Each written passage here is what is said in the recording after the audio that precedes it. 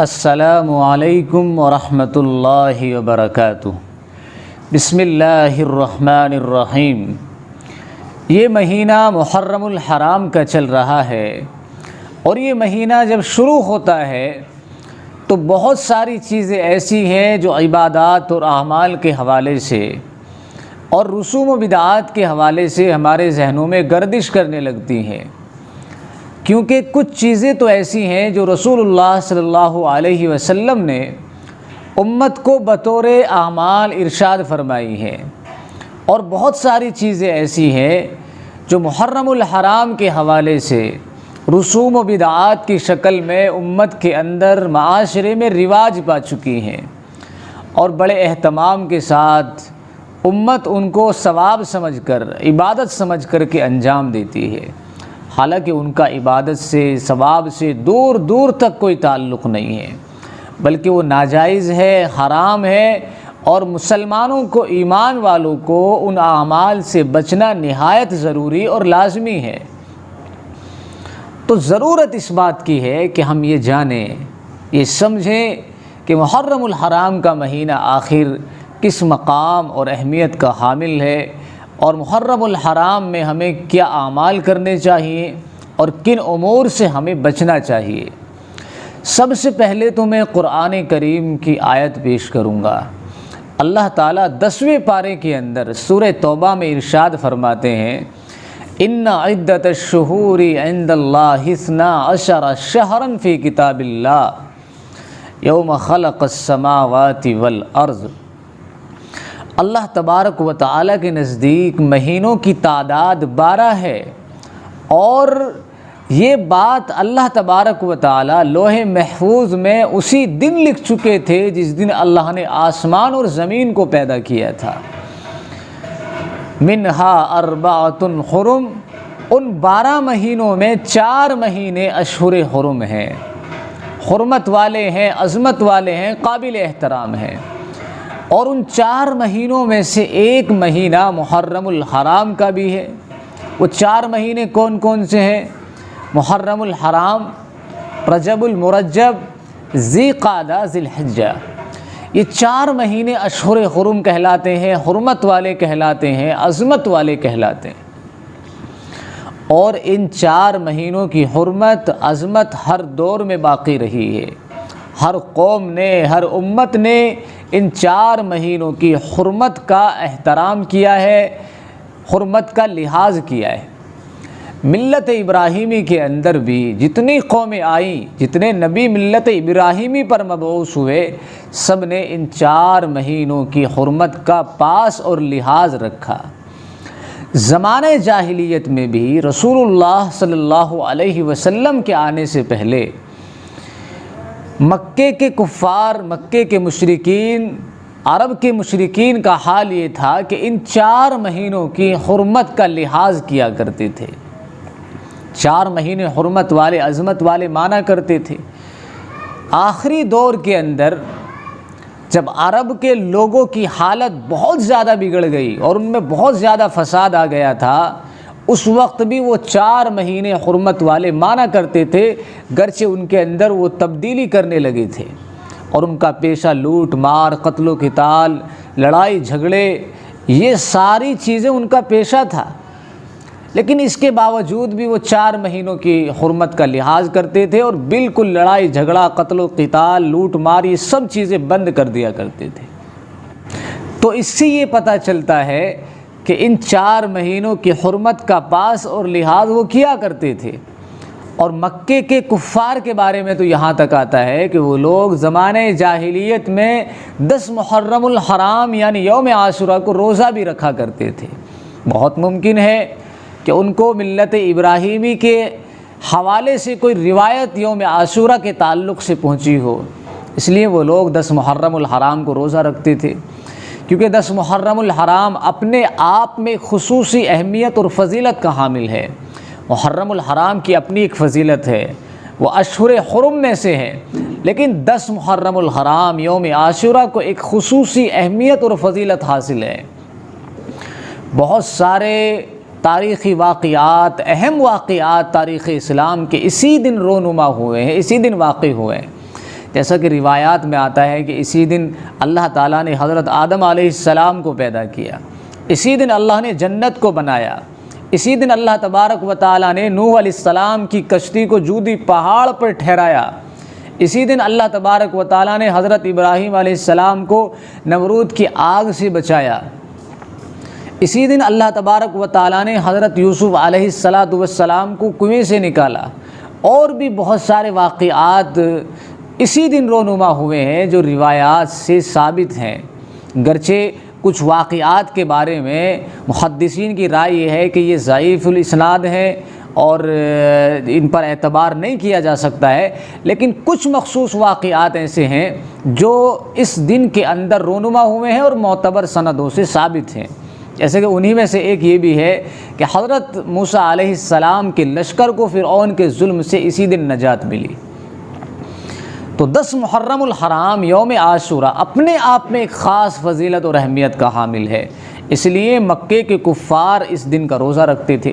اللہ کے نبی صلی اللہ علیہ وسلم بھی ان کی اتباع میں ان کے ساتھ عاشوراء کے دن کا روزہ رکھا کرتے تھے، کیونکہ اللہ کے نبی صلی اللہ علیہ وسلم ان امور میں کفار مکہ کی اتباع کیا کرتے تھے جو اچھے کام اور خیر اور بھلائی کے کام کیا کرتے تھے۔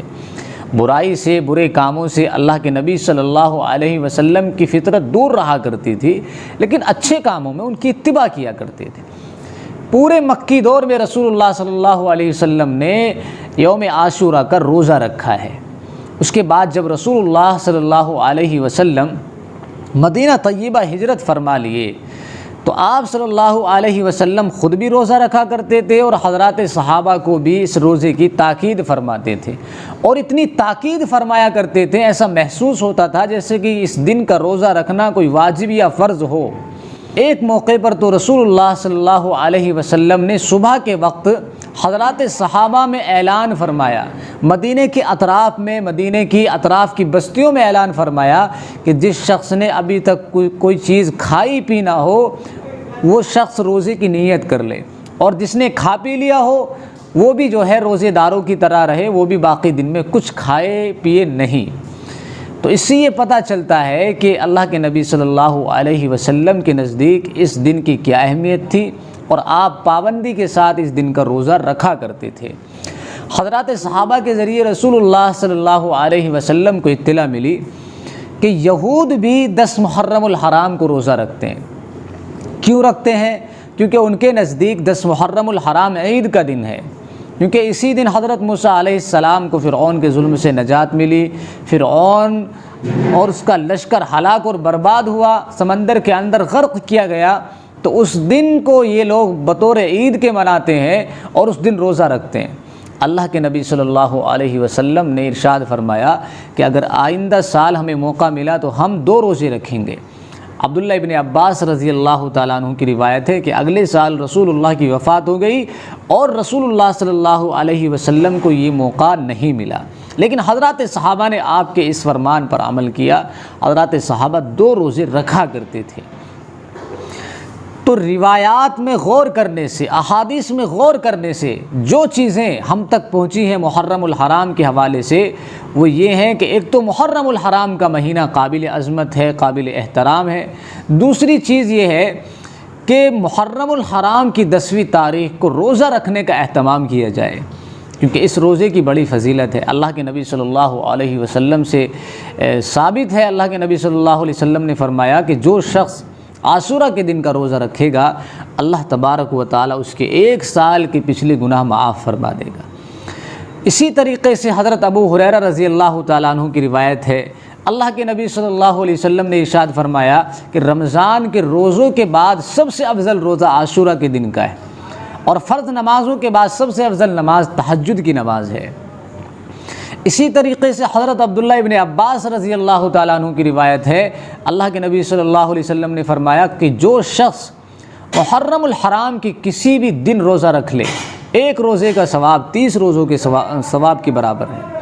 یعنی محرم الحرام کی یہ جو ہے ایک عمومی فضیلت ہے، یعنی محرم کی کسی بھی تاریخ میں آپ اگر روزہ رکھیں گے ثواب کی نیت سے تو اللہ تبارک و تعالی 1 روزے کے بدلے 30 روزوں کا ثواب عطا فرمائے گا۔ عاشورہ کے دن کی اپنی ایک الگ فضیلت ہے۔ اسی طریقے سے تیسری چیز جو ہمیں ملتی ہے احادیث سے وہ یہ ہے کہ اللہ کے نبی صلی اللہ علیہ وسلم کا فرمان ہے، آپ صلی اللہ علیہ وسلم کا ارشاد ہے کہ جو شخص محرم الحرام کی 10ویں تاریخ میں اپنے اہل و عیال پر دسترخوان میں وسعت کرے گا، اچھے کھانے بنا کر ان کو کھلائے گا اور پہلے کے مقابلے میں بہترین کھانے ان کے سامنے پیش کرے گا، اپنے اہل و عیال پر وسعت کے ساتھ خرچ کرے گا، اللہ تعالیٰ اس کے پورے سال اس کے رزق میں برکت عطا فرمائیں گے۔ تو 3 چیزیں ہمیں ملی احادیث میں غور کرنے سے۔ پہلی چیز محرم الحرام کا مہینہ احترام والا ہے، دوسری چیز یوم عاشورہ کو روزہ رکھنا ہے یا پورے مہینے میں کسی بھی دن روزہ رکھنا ہے۔ اسی طریقے سے تیسری چیز اپنے اہل و عیال پر دسترخوان میں وسعت کرنا ہے۔ یہ 3 چیزیں روایات سے ملتی ہیں، احادیث سے ملتی ہیں، جو کرنے کی ہیں، جو اسلامی تعلیمات ہیں امت کے لیے، جو ترغیبی اعمال ہیں رسول اللہ صلی اللہ علیہ وسلم کی طرف سے۔ اور ان کے علاوہ جتنے بھی امور ہیں سب ناجائز اور حرام ہیں، بعد کی پیداوار ہے، اسلامی تعلیمات سے ان کا کوئی تعلق نہیں ہے، بلکہ روافض کا شعار ہیں، روافض ان کو کرتے ہیں اور مسلم معاشرہ ان کا دیکھی آج ان کی اتباع میں انہی کام کو کر رہا ہے۔ کیونکہ 10 محرم الحرام کی تاریخ وہ ہے جو مظلومان کربلا کے خون سے رنگین ہے۔ حضرت سیدنا حسین رضی اللہ تعالیٰ عنہ کی شہادت اسی تاریخ کو ہوئی ہے۔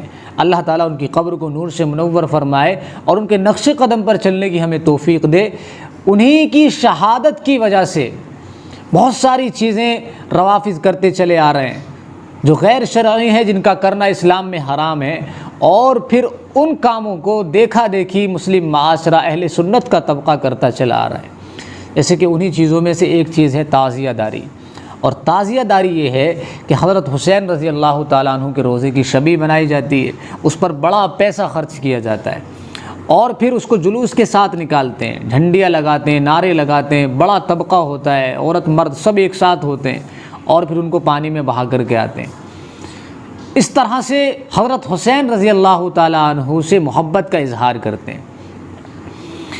یہ روافض کا شعار ہے، مسلمانوں کا شعار نہیں ہے، اور ہندوانہ رسموں سے جو ہے مشابہت اور میل کھاتا ہے۔ آپ نے دیکھا ہوگا کہ ہندو لوگ اپنے خاص تہواروں کے موقع پر دیوی دیوتاؤں کی شبی بناتے ہیں، مورتیاں بناتے ہیں اور پھر ان مورتیوں کو پانی کے اندر بہا کر کے آتے ہیں۔ بالکل یہ اسی سے میل کھاتا ہے۔ اور تعزیہ داری وہ چیز ہے جو ہندوستان کے علاوہ دیگر ممالک میں نہیں پائی جاتی۔ کہ دیگر ممالک کے لوگوں کو اہل بیت سے محبت نہیں ہے؟ کہ ہندوستان کے لوگ ہی اہل بیت سے محبت کرتے؟ اور یہ کیا طریقہ ہے محبت کے اظہار کا؟ یہ تو کوئی طریقہ نہیں ہے۔ محبت تو اس طرح سے ہونی چاہیے جس طریقے سے ہمیں اسلام اجازت دیتا ہے۔ محبت کا تقاضا تو یہ ہے کہ اہل بیت کے مشن کو زندہ کیا جائے، حضرت حسین رضی اللہ تعالیٰ عنہ کے طریقوں کو اپنایا جائے۔ ان سے محبت کا اظہار تو یہ ہے کہ حضرت حسین رضی اللہ تعالیٰ عنہ جس دین کے لیے قربان ہوئے ہیں اور جس مقصد کے لیے انہوں نے سر کٹایا ہے اور شہادت انہوں نے دی ہے، اسی مقصد اور مشن کو زندہ کیا جائے۔ لیکن اس کی طرف کسی کا ذہن نہیں ہے۔ جو بعد کی چیزیں ہیں، خرافاتیں ہیں، رسمیں ہیں، اور جن سے خواہشات نفس جو ہے مرغوب رہتا ہے، ان کاموں کو بڑے شوق کے ساتھ کرتے ہیں۔ بالکل ناجائز اور حرام ہے، ہر مسلمان کے لیے اس سے بچنا نہایت لازمی اور ضروری ہے۔ اور ایک اور چیز جو مسلم معاشرے کے اندر پیدا ہوئی ہے وہ یہ ہے کہ 10 محرم الحرام کو مسلمان کھچڑا بناتے ہیں۔ حالانکہ یہ کھچڑا کیا ہے، اس کی حقیقت کیا ہے، یہ کہاں سے آیا، کس نے بنایا، اس کا کسی کو علم نہیں، بس اہل بیت کی محبت میں کھچڑا بنایا جا رہا ہے۔ تاریخی حوالے سے دیکھا جائے تو البدایہ والنہایہ کے اندر یہ بات لکھی ہوئی ہے کہ کھچڑا وہ چیز ہے جس کو خوارج حضرت حسن رضی اللہ تعالیٰ عنہ کی وفات کے دن خوشی کے طور پر چند اناجوں کو ملا کر کے بناتے تھے اور شوق کے ساتھ اس کو کھایا کرتے تھے۔ اور مسلمانوں کو دیکھیں، مسلمانوں کی بے وقوفی اور حماقت دیکھیں کہ وہ کام جو اہل بیت کے دشمنوں نے اہل بیت سے دشمنی میں کیا، وہ اہل بیت کی محبت میں کر رہے ہیں۔ سمجھنے کی ضرورت ہے، غور و فکر کرنے کی ضرورت ہے کہ آخر ہم جو کر رہے ہیں وہ صحیح ہے یا غلط ہے۔ تو اس سے بھی بچنا نہایت لازمی اور ضروری ہے۔ اسی طریقے سے محرم الحرام کے مہینے میں سبیلیں لگائی جاتی ہیں، شربت کے ٹھیلے لگ رہے ہیں، جگہ جگہ شربت پلایا جا رہا ہے، دودھ پلایا جا رہا ہے۔ یہ چیزیں بھی بالکل شرعاً ناجائز اور حرام ہے۔ یہ تشبہ بالروافض ہے، یہ روافض کا شعار ہے، روافض ایسا کرتے ہیں، تو اس سے بچنا نہایت لازمی اور ضروری ہے۔ اور بھی بہت ساری رسمیں ہیں، وہ چاہے جس شکل میں بھی ہوں، محرم الحرام کے حوالے سے بہرحال ان کا کرنا جائز نہیں۔